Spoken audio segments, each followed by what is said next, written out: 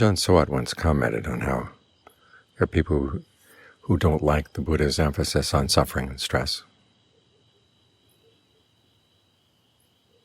They complain that it's pessimistic.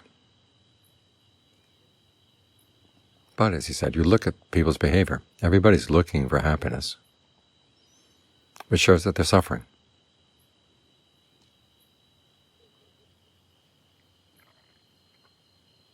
And so the Buddha is providing us with something we need, guidance in our search for happiness.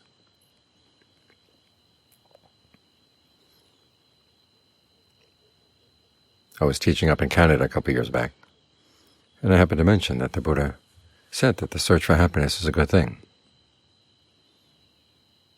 And someone in the audience came up afterward and said she was surprised to hear that, and I was surprised that she was surprised. But then you look around and listen, and you find there are a lot of people who say that the thing that's keeping us from being happy is the fact that we're searching for happiness. We gave up on the search, happiness would come. It's like a cat. You go chasing after a cat, the cat runs away. You sit down, make a lap, the cat will come.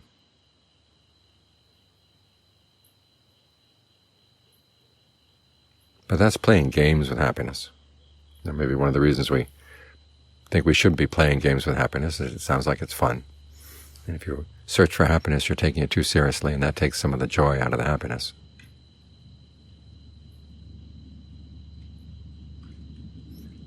There's part of the mind that likes the element of serendipity in happiness,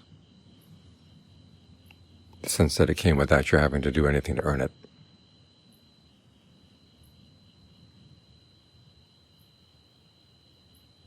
But that may be because we've searched for happiness in the past and haven't been satisfied, and feel that happiness is playing games with us, so we might as well play games with it.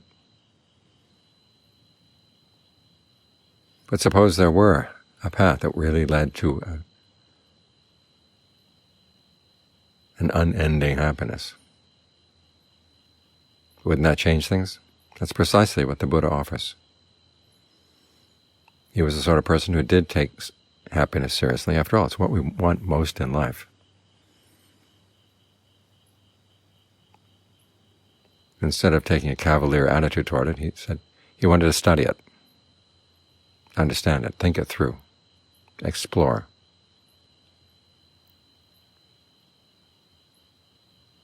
Try different approaches. And we admire this in people who, say, are scientists, researchers. But somehow, when we apply that same approach to happiness, it seems cold. But here again, you look at the reward.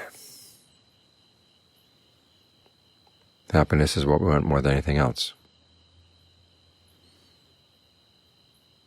And oftentimes researchers are pursuing things that are total dead ends.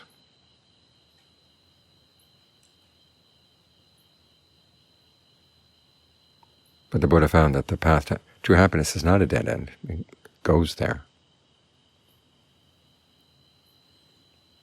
So it's not the fact that you're searching for happiness is getting in the way of happiness. It's simply you're searching in the wrong way. There is a right way to do it.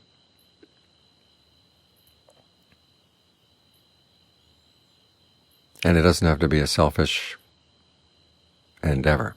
In fact, if you do it as a selfish endeavor, you're not going to find it. As the Buddha said, if you do it right, you have to develop wisdom and discernment. You have to develop compassion. You have to develop purity. After all, wisdom begins with the question, what when I do it will lead to my long-term welfare and happiness?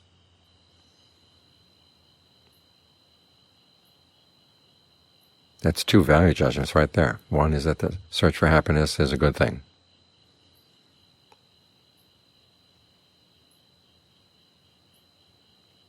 And the other is that long-term is better than short-term. But there's also wisdom in the realization that it's going to depend on your actions. This is why we have to be heedful, because our actions do make a difference. And because our actions come from the mind, this is why we're here meditating.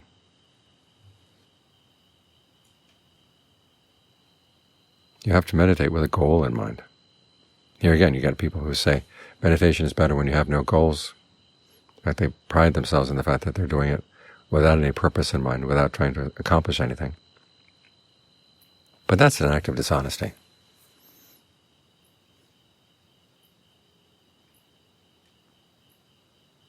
If you weren't hoping to get something out of it, why would you do it? If you think it's cool to say, well, I'm beyond having a purpose like that, well, that's your purpose then, is so you can show that you're cool.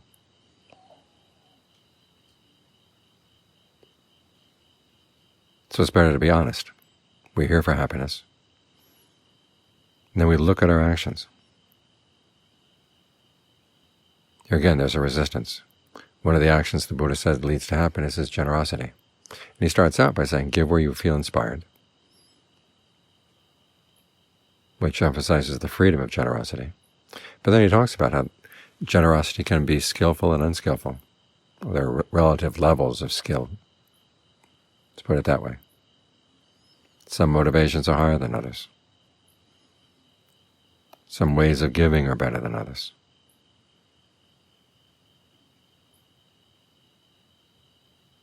You give with respect. You give with a sense that something good will come of it. That's better than just tossing it away.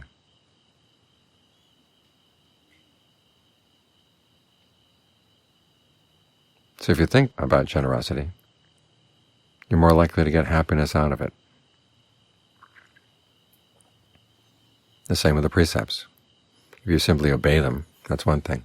But if you see that you're living a relatively harmless life,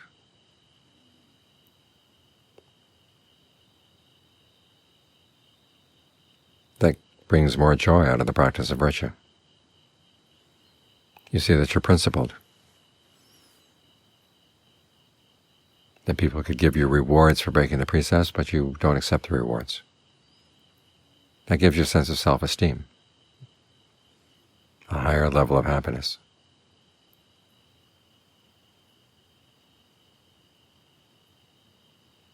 And of course, there's goodwill. Here again, we'd like to think that goodwill is just a spontaneous goodness of the heart.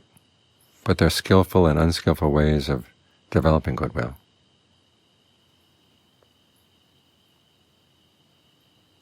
You want to think it through. The unskillful way is to think, well, I expect everybody to be happy because I wish them to be happy. That's not going to happen.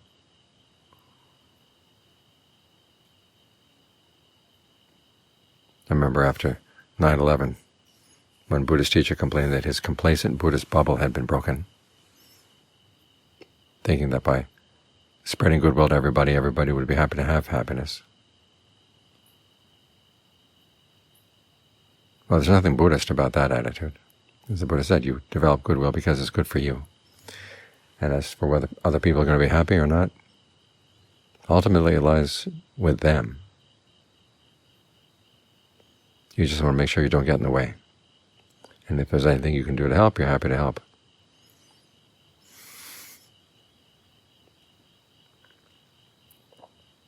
But as for whether they're actually going to be happy or not, that's going to depend on their actions. You have to think in these ways. Think through what it means to be generous. Think through what it means to be virtuous. Think through what it means to have goodwill for all beings.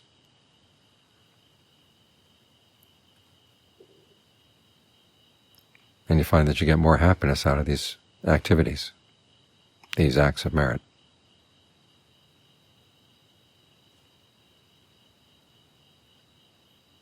And you realize it's a higher level of happiness, and it's just more happiness, it's a higher level, because it's blameless, harmless.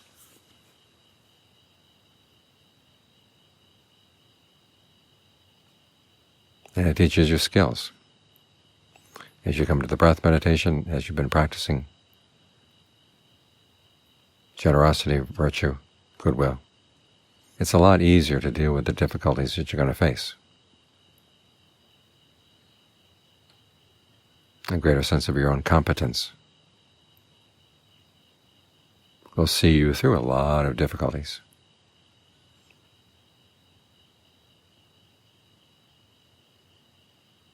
And you've learned that if you talk to yourself in the right way about the way you do your practice of generosity, virtue, and goodwill, It's going to make a difference. That teaches you to talk to yourself in a good way as you meditate.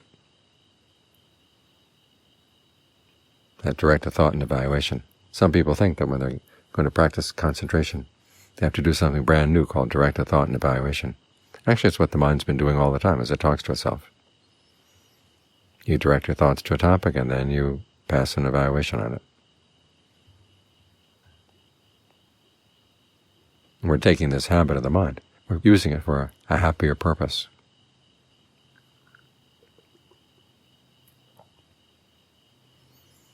So it's good to be open and above board about the fact that, yes, you are searching for happiness. And be very clear about the fact that you're searching is not getting in the way. The only thing that's getting in the way is a lack of skill in the search. And that's something that can be overcome. But it does encourage you to be more observant, to be more reflective. But after all, this is your happiness we're talking about.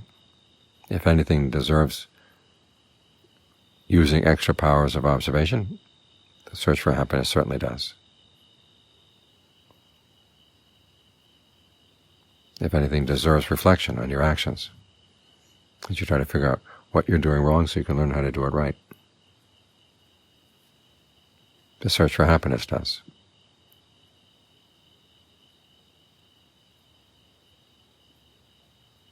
So the more you're open about the fact that, yes, you are searching for happiness, the more skillful the search is going to be. The more skillful the research, the more skillful the search, the more rewarding the outcome.